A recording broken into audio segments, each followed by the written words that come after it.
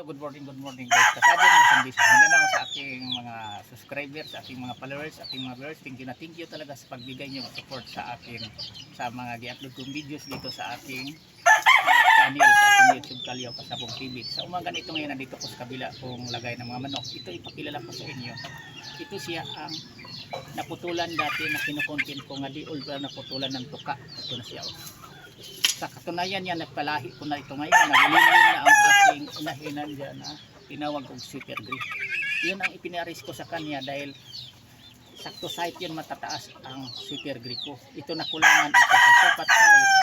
Kaya pinarisan ko lang siya noong babae na yun na matangkad.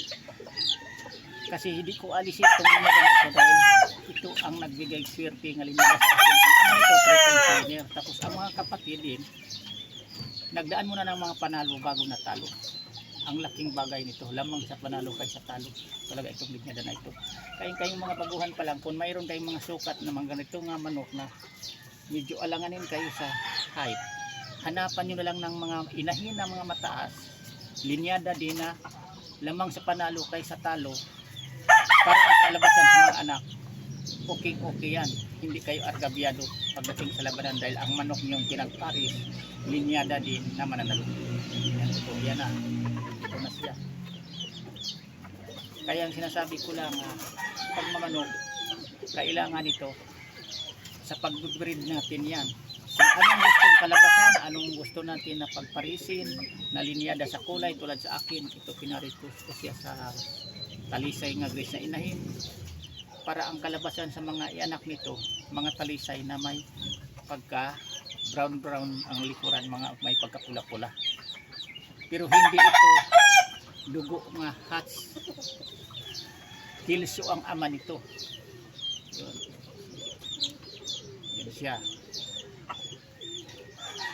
Kaya ang ma-advise ko sa inyo mga baguhan pa lang sa aking mga followers, sa aking viewers, sa aking subscribers, sa inyo, may payo ko sa inyo lahat na kung ano ang manok na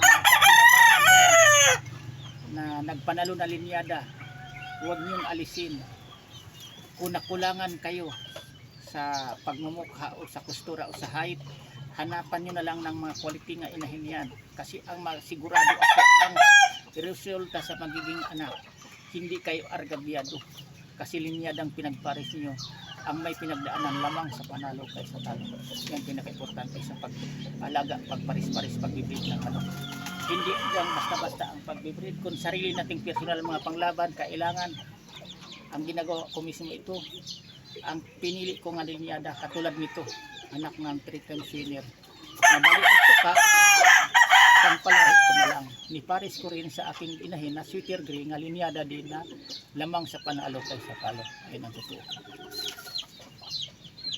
Yan lang ang may paiabot ko sa inyong umaga na ito ngayon tungkol sa pagpili natin na makamit natin ang lamang tayo sa panalo kaysa talo.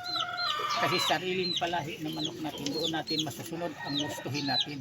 Kung binibili natin ang ating isa ka manok na gagamitin sa paglaban, masusunod ang gusto natin kasi wala tayong materialis, wala tayong babae.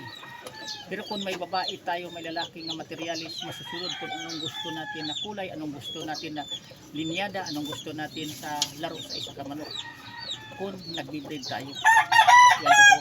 Kung gusto niyo mailag, kung may materialis kayo nga quality, parisan nyo ng mailag na linyada, lalabas din yan na mailag, madiskarte sa laro. Ganun lang yan. Pero kung bibili lang tayo,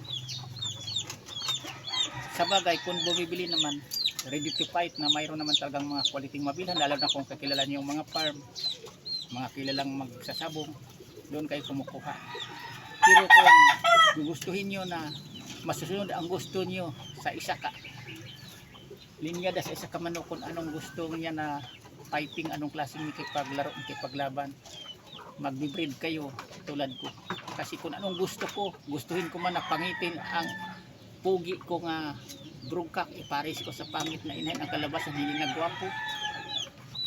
Nandyan yan sa atin kung anong gustuhin natin. Masunod ang gusto ko sa totoo lang kung anong kulay. Kasi may mga materialis ako, babae, lalaki. Yan lang. Yan lang, sana mayroon kayong matutunan ngayong mga bubuhan pa lang sa pagmamanok. ang pinaka-importante dito, may sarili tayong materialis. Kailang mamuhunan muna tayo. Kasi pinagdaanan ko, namuhunan ako bago ako nagkaroon ng mga materialis. Kasi huwag tayong umasa sa albur-albur, hingi-hingi. Kasi karamihan yan, ang magbibigay sa atin yan, yung mga kaibigan lang din natin, makukuha natin yan. Pero hindi naman tayo nakasigurado nga linyada talaga na lamang sa panalo kaysa talo. Kwento-kwento lang. Kung maari doon kayo kumuha, advice ko sa inyo, doon kayo kumukuha sa mga nagmay-ari, nagpa-farm na kilalang kilala talaga na nagpanalo ang mga linyada na hinawakan nilang mga manok. Yan totoo.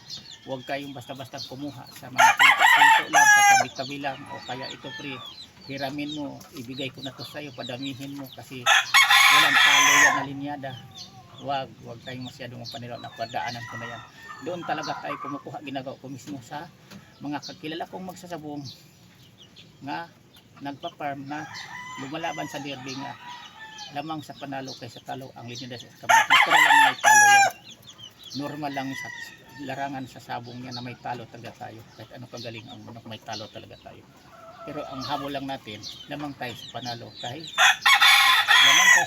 kaysa talo sa linyada na mamanukin natin, padamihin natin. Yan lang, maraming salamat ulit sa pagpanood. Bukas naman ulit, ibang topic naman ito, paliwanag ko sa inyo. Thank you sa inyo nga lahat sa pagsubaybay sa aking YouTube Kalyaw Pasabong TV sa aking channel. Bye bye.